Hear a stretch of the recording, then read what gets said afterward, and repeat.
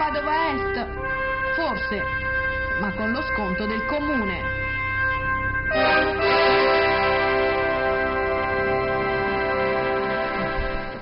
Allora, l'ospedale a Padova Est, ma con lo sconto del comune, c'è la questione del comune che vuole far pagare questi terreni a Padova Est alla regione, e la regione non ne vuole sentire.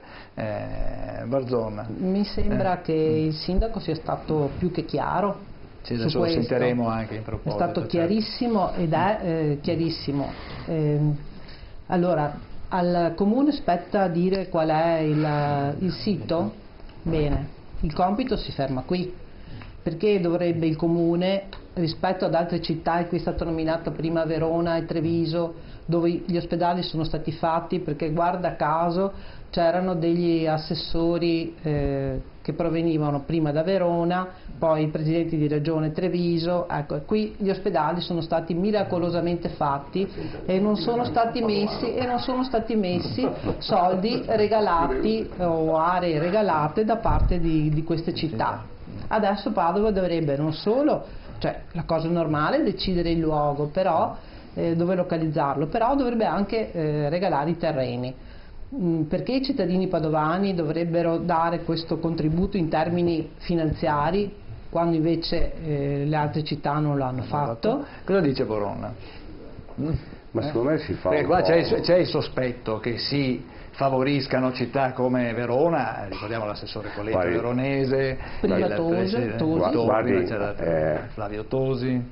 Per 15 anni c'è stato un presidente di regione padovano, diciamo altro, no? Quindi se doveva essere fatto, penso non c'entrava nulla e non aveva nessuna influenza quello che fosse stato un assessore, visto che era padovano il presidente della regione. Le condizioni sono diverse, sono altre, cioè o si vuole ragionare su un concetto di base, che è un po' quello, ovviamente per riprendere che diceva il professore prima, ovvero a Padova l'ospedale è una cosa importante, prima di tutto, e l'investimento dell'ospedale a Padova è una cosa importante per il sistema regionale di sanità. Cioè, la condizione e la regione vuole fare l'ospedale, certo, ma non c'è dubbio, la condizione su cui si basa il nuovo policlinico padovano è una condizione, c'è scritto nei documenti, non è che ci stiamo inventando, cioè, è una condizione di investimento su un ospedale di stampo regionale, non è l'ospedale dei padovani. Cioè, questa è la confusione, no? La confusione, ed è proprio quello poi la delibera, i famosi 1000 posti, la separazione, è che di fronte a un progetto ospedaliero 2000 posti, che era quello vecchio dove si trasferiva tutto l'ospedale, la concezione è diversa. Oggi si parla di policlinico universitario, quindi è una cosa, l'ospedale i padovani è un'altra cosa. Partendo da questo presupposto, le condizioni poste dai tecnici dell'università sono, e poi è giusto come diceva anche il dottor Criserà, cioè ci sono delle condizioni tecniche su quello che riguarda la costruzione in ambito sanitario, e da là non ci si muove, sono quelle, e poi ci sono delle condizioni che hanno messo in campo ovviamente l'università, che sono quelle di una dimensione sufficiente a stabilirvi non solo il policlinico universitario, ma l'espansione futura del policlinico universitario e l'espansione futura e la nascita futura di anche il campus ovviamente adiacente.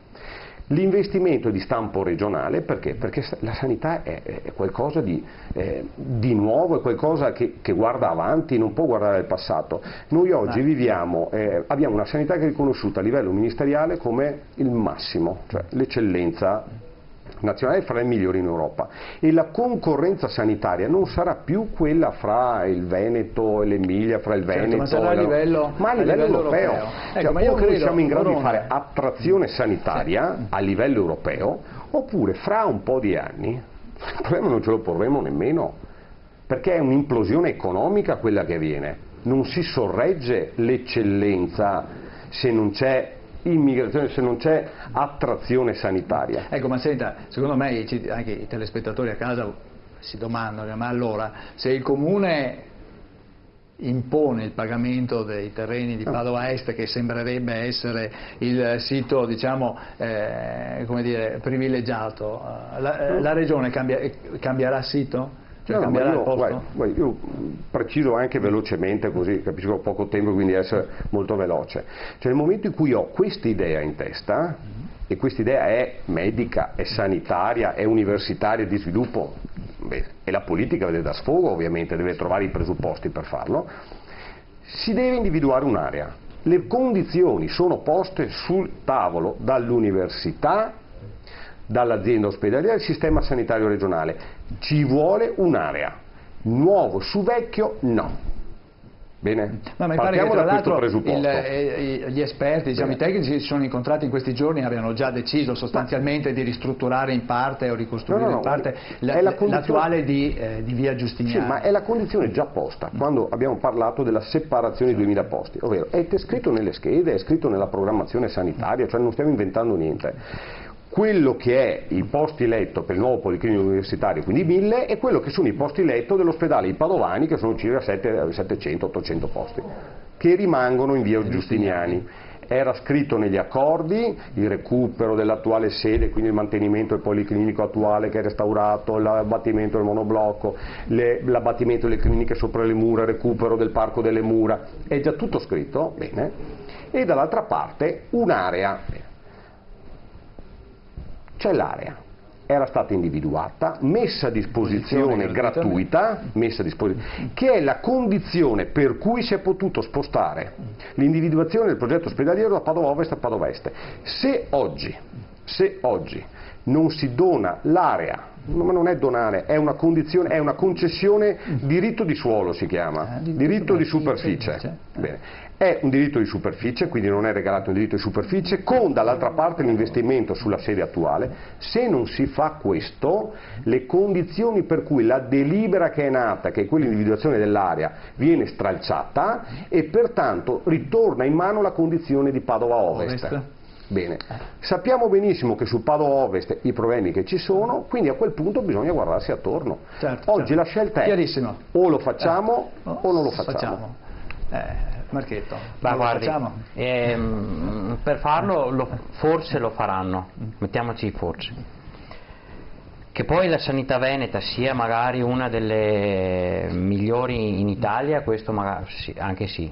Che poi ti sei un po' sbilanciato perché hai detto anche a livello europeo, allora lì i dati vai a ascoltarli dai cittadini, i dati li prendi dai cittadini, da quelli che sono in coda al pronto soccorso, da quelli che da Trebaseleghe li mandi a fare gli esami a Vigonza, da quelli che da Vigonza li mandi a Cittadella, da quelli che da Cittadella vanno di là, da quelli che arrivano... Questa è un'altra cosa, parliamo dell'ospedale. Questa è un'altra cosa, però al cittadino interessa questo. Però posso dirti una cosa, guarda che i dati di cui ti dico non sono di Fabrizio Boron, sono dati del Ministero dello Stato italiano, sono dati europei, sono dati internazionali, e vorrei dirti che il cittadino che si lamenta per fare un po' di strada, a farsi una visita e poi il sabato e domenica fa 20 km per andare a un centro commerciale, scusami, bisogna cambiare anche modo di vivere.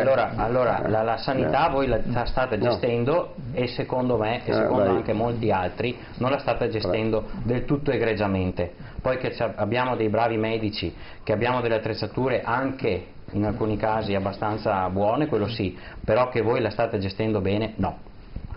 Poi un'altra cosa da dire, questo è un braccio di ferro tra destra e sinistra, tra forze di potere, e che quindi uno porta di più da una parte perché c'ha degli interessi, il tuo capogruppo in regione più dagli altri perché ci sono... Il tuo capogruppo in regione ha confermato l'eccellenza della sanità veneta, cioè, te lo dico perché per tua conoscenza. È libero di esprimere il suo parere, io te lo dico per esperienze personali e per quello che sento in giro la gente che frequenta gli ospedali. Tanti dicono bene, tanti altri hanno delle brutte storie da raccontare, che quindi ti consiglio di andarti ad ascoltare, perché poi se non vi rivoteranno sarà anche per questi problemi qua. Intanto ci hanno rivotato. Intanto ti dico, per fare un edificio non ci vogliono 12 anni. Te devi dire che l'ospedale, se si fa e fra 2 o 3 anni sarà in funzione. Poi prendere in giro i padovani e dire guarda, te ti lascio su quello vecchio, che forse ristruttureremo così, e quello nuovo lo facciamo di qua, ma che senso ha? Ma che senso ha?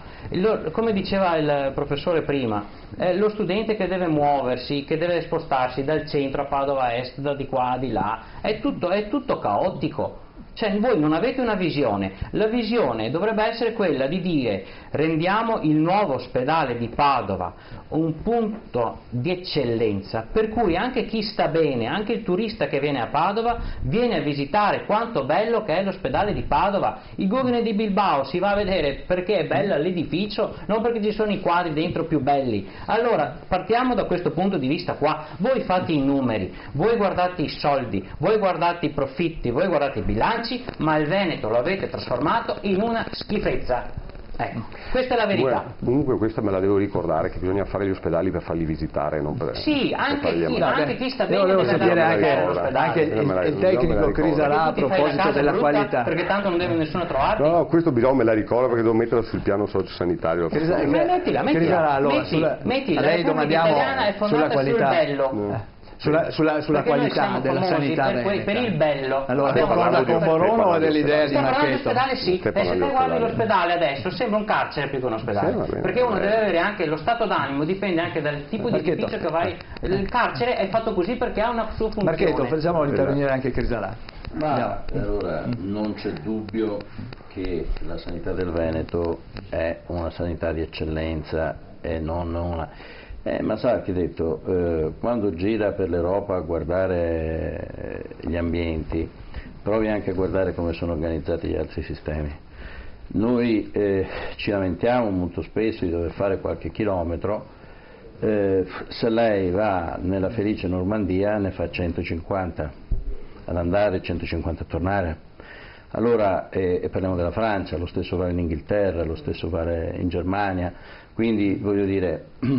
Noi, e se siamo a discutere che sulla questione delle pensioni legate all'aspettanza di vita, che questa è un'altra aspettativa di vita, è perché complessivamente questa nazione, la sanità funziona, e in mezzo a una sanità che funziona in questa nazione, la sanità del Veneto è sicuramente, soprattutto nelle eccellenze, in quello che è la cura, è all'avanguardia in Europa. L'unica cosa su cui non concordo col Presidente Borun è che ancora siamo molto indietro sulle questioni territoriali. Quindi, voi siete in sciopero, infatti abbiamo parlato recentemente. Però lei sta inserendo qui...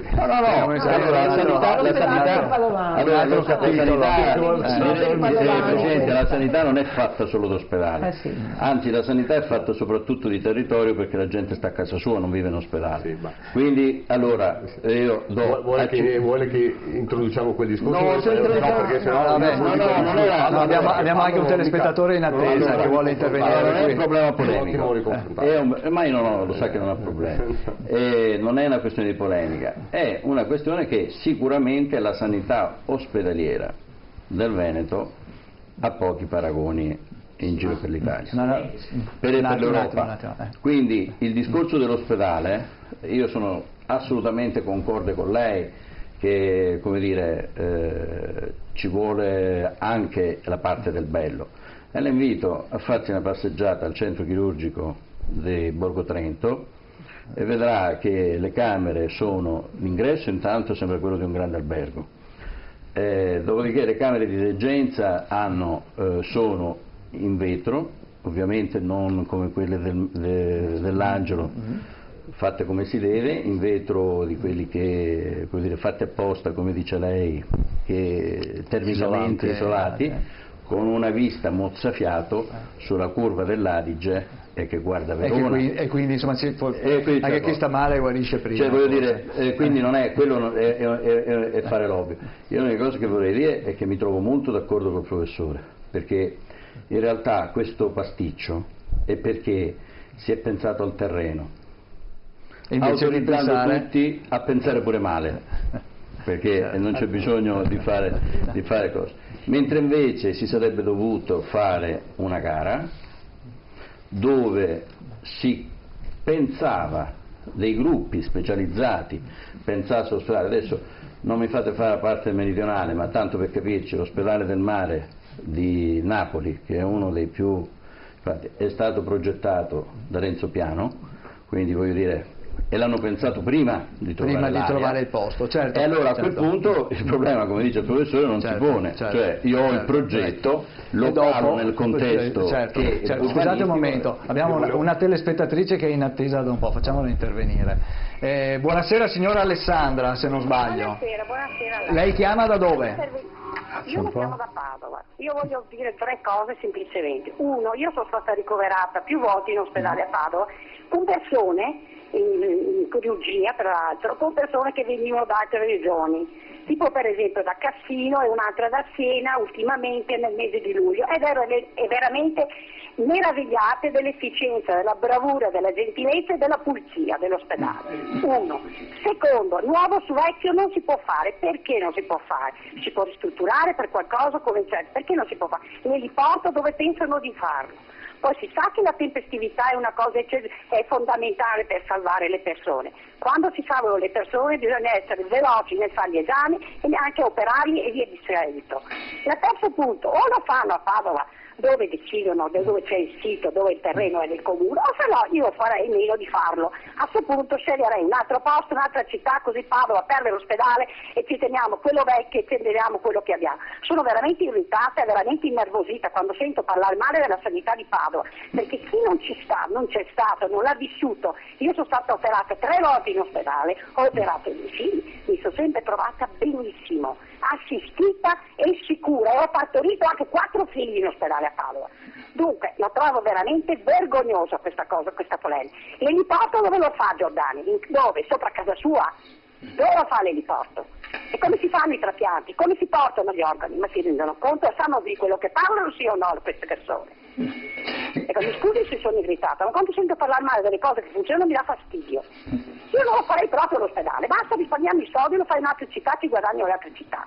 E il signore 5 Stelle c'è stato in ospedale, sa che si fanno il pronto soccorso? Certo, sono stata anch'io tante ore in pronto soccorso, a volte serve in codice verde, qualcuno si fa in codice verde. Quando era in codice rosso mi hanno ricoverata subito, che discorsi sono? Quando uno va a farsi il giro di tutti gli ospedali, per farsi l'esame, quante ore perde? Il pronto soccorso in 10 ore fa tutti gli esami che fuori farebbe in 10 giorni. Ma stiamo scherzando? Grazie. Io sono di Cassino, guardi, le dico di Siena, hanno fin telefonato al primario a dire che qua era una cosa meravigliosa, si pulivano sempre, svuotavano i cestini 3 volte al giorno, tanto per dire. Grazie signora Alessandra, grazie signora Alessandra del suo intervento. Abbiamo anche il signor Maurizio che si è accodato, sentiamo cosa ci dice. Buonasera signor Maurizio. Buonasera. Lei chiama da dove? Da Padova. Prego. Ecco, volevo solo contestare un dato dato dal Presidente Corona, nel senso che non c'è da nessuna parte quanto da lui asserito relativamente al Giustinianeo per i 700-800 posti, perché il tutto è definito da una delibera regionale che è la 2122 del 2013, che definisce 1755 posti per Padova, di cui 950 per il nuovo ospedale a Padova Est, 280 per il Sant'Antonio e 120 per lo IOP. In totale rimangono liberi circa 400 posti, quindi questo è quello che rimaneva nel Giustinianeo. E nessuno si è mai interessato sino ad oggi di vedere che cosa effettivamente rimaneva nel Giustinianeo. Quindi non esiste alcun documento da nessuna parte che parli di questi 700-800 posti. Ecco, questo volevo dire perché altrimenti ci porti dei documenti che dimostrino quanto doveva essere detto. Grazie signor Maurizio, adesso le rispondiamo allora. Allora io inizierei da Boron per rispondere al signor Maurizio, poi rispondiamo anche alla signora Alessandra. I documenti sono quelli che ha menzionato lui, cioè, penso, ma è stato detto più volte, insomma, e penso che sia ovvio pensare che nel momento in cui c'è un policlinico universitario su un'area, il Giustinianeo diventa anche inglobatore, mettiamo, del Sant'Antonio, e quindi si sommano i posti, cioè i posti letto sulla città di Padova sono quelli che abbiamo detto, sono 1700 più o meno. detratti quelli che vanno al Policlinico Universitario, rimangono gli altri che rimangono nella sede di via Giustiniani, che ovviamente diventa area ospedaliera, c'è lo IOV, c'è la parte di Sant'Antonio, ma ovvio che bisogna programmare, ma se non abbiamo in mano l'area per fare e decidere ovviamente quello che è il nuovo Policlinico Universitario, le cose rimangono lì. Faccio presente solo una cosa, ovviamente non è per contraddire ma per precisare quanto ha telefonato. Ho depositato io un emendamento sulla riforma della sanità che parlava di Sant'Antonio in via Giustiniani, ovviamente, che poi in qualche modo è stato ritirato perché in quel momento lì sembrava che avessi scritto un'eresia, no?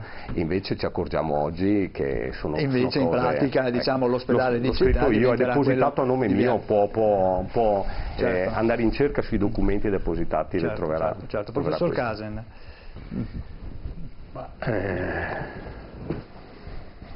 Io vorrei che questi progetti fossero non approssimativi, ripeto, ma fossero progetti studiati nei dettagli e ripeto, e soprattutto che questi progetti fossero esibiti non attraverso articoli di giornale ma fossero pubblicati ufficialmente, perché la gente non è cretina, non siamo più negli anni 50 dove sono riusciti a costruire un ospedale che non sta neanche in piedi perché se viene un terremoto crolla, no, la gente ormai sa, ha fatto il suo percorso scolastico, legge i giornali, si informa e riesce anche a dare una risposta, non solo critica, ma una risposta politica. Se uno fa una bella proposta, allora quello è meritevole. Se uno fa una proposta cretina, perché in questo momento vedo che la maggior parte, una buona fetta di politici sono dei bradipi, e allora scelgo. Però ci vuole anche una legge elettorale che mi consenta di scegliere, no? Ma quello che mi domando, e qui la domanda lo rivolgo ai presenti, ci sono i soldi? Perché stiamo parlando del nulla? Se non ci sono i soldi è inutile che stiamo qua a discutere se lo mettiamo di qua o lo mettiamo di là, perché tanto una volta che abbiamo deciso che supponiamo a Padova Ovest, e mi pare che la maggior parte sia contraria, non ci va un mattone. Allora stiamo parlando di project financing, cioè cosa vuol dire? Che il privato entra dentro e facciamo Mestre 2, cioè un ospedale dove la gente va e riempie la tasca di soldi sulla salute della gente e sulla salute del pubblico. Non mi sta bene, ci vuole chiarezza, la politica deve essere chiara, allora il cittadino è in grado di rispondere, è in grado di partecipare, perché la democrazia è partecipazione, non è sottomissione a qualsiasi proposta che venga fatta così a tempo perso. E non devo sentire neanche una persona che mi dice io la farei così, ma poi se la regione vorrà farla colà allora la farà colà e allora vediamo, eccetera. Io credo che un sindaco si convinca di una cosa, abbracci una determinata cosa e la porti fino in fondo. E il sindaco di Padova, io voglio risposte certe, non risposte approssimative, perché mi terrorizza e non esiste. Trasparenza ci vuole trasparenza, perché se no torniamo al Mose 2. Poi alla fine si fa, come viene dati gli appalti, come vengono fatte queste cose. Allora, questo tiramolla mi consente di dubitare sulla liquidità della regione e vorrei sapere se la regione ha i soldi. Adesso sentiamo, chiudiamo questa nostra parte dedicata all'ospedale di Padova, cercando di capire, al di là del fatto che lunedì forse avremo la scelta definitiva, ma i soldi ci sono, lei cosa dice? Che io sappia non c'è traccia di un investimento importante e serio, perché stiamo parlando di 600 milioni, 650 milioni di euro.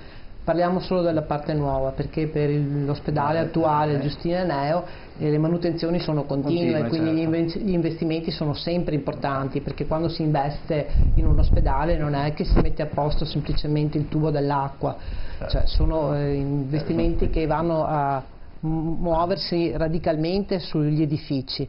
Quindi vorrei capire se questi soldi ci sono da parte della Regione, al di là del terreno. Lei ha dei dubbi?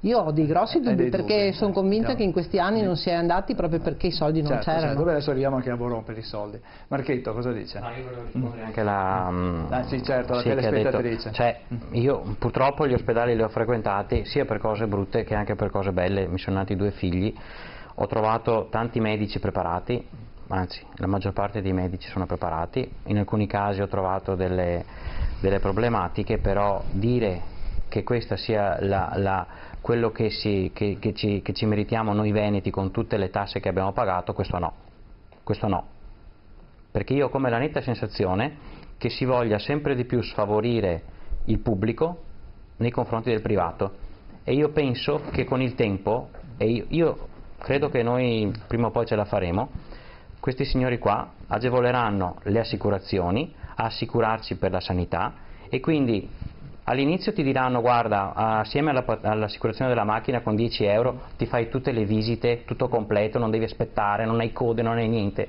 Però poi col tempo ci troveremo tutti assicurati all'americana e andare sui centri specialistici pagando, e quindi pagando il doppio, paghi per lo Stato e ti paghi quella tua privata. Questo è quello che voi state cercando di fare, non lo dite, ma dall'alto vi hanno indirizzato a questo, perché se no non ci sarebbe questi disservizi. Ecco. Quindi attenzione. Crisara, è questo lo scenario futuro della Ma sanità? guardi, io sono, come dire, leggermente ottimista. Allora, è chiaro che c'è una spinta verso l'assicurazione, il privato. Ormai in Italia 30 miliardi di euro di spesa dei cittadini sono una realtà. E è anche vero che comunque il nostro sistema ha in sé le capacità di essere ancora sostenibile. L'importante è eliminare gli sprechi, eliminare le non appropriatezze, e quando parlo di sprechi molto spesso mi riferisco alle situazioni che diceva prima il professore, cioè a sistemi vecchi che diceva prima la Presidente, la manutenzione ordinaria dell'ospedale. Io vi sfiderei ad andare a vedere cosa costa la manutenzione ospedale. Sono milioni di euro tutti gli anni. Decine di milioni di euro. Certo. Boron, allora, questi soldi ci sono? Non ci sono? Ma guardi, io l'ultima riunione al 6 di novembre, fuori dall'aula dove abbiamo fatto la riunione sull'ospedale, la stessa domanda me l'ha fatta il sindaco Giordani, e io ho detto: devi solo mettere una firma così lo vedi veramente. Cioè, se questo è il problema, firma e te ne accorgi.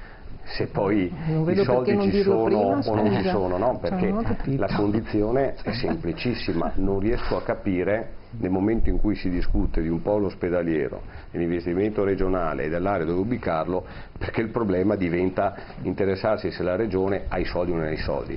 La Regione porta avanti un progetto. Tengo a precisare che l'accordo già fatto prima che cadesse il sindaco è già stato firmato dalla Regione e dall'università. Quindi se l'ha firmato, ovvio che ci mette la parte finanziaria. Poi non è una regione qualunque questa, insomma sono 8 miliardi e 7, 8 miliardi e 8 di bilancio sanitario, ci sono 150 milioni a bilancio già. È una regione che sappiamo benissimo come funziona l'investimento sanitario, un investimento trentennale negli ammortamenti pubblici, e ovviamente basta che uno faccia un conto cosa vuol dire 400 milioni, 500 milioni diviso 30 anni, e capisce qual è l'ammortamento annuale dell'investimento. Credo che un investimento di questo stampo, insomma, sia fattibile e sia ovviamente logico che ci sta all'interno di un bilancio da 8 miliardi e 7.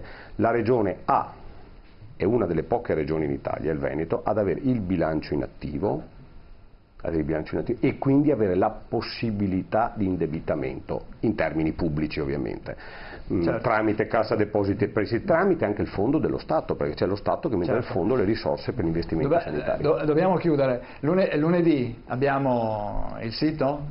Ma non dipende da noi. Non dipende da noi. www.ospedaledipadova.it. Non dipende da noi. La regione, guardi, la regione quello che deve fare l'ha fatto. La regione ha il progetto, ha ovviamente lunedì si decide comunque. Il problema lo sa benissimo qual è. Il problema è la città di Padova deve mettere a disposizione l'area. Punto. Bene, allora chiudiamo qua questa parte dedicata all'ospedale di Padova. Grazie ad Anna Barzon, grazie a Domenico Crisarà, grazie a Giorgio Marchetto, grazie a Fabrizio Boronna. Grazie a voi, buonasera. Professor Case, voleva aggiungere qualcosa? Un ultimo... questo ospedale fatto di fretta che ne aveva bisogno. Ecco, allora la pubblicità e torniamo subito però e parliamo adesso invece dei risparmiatori truffati delle ex Popolari Venete. A tra poco.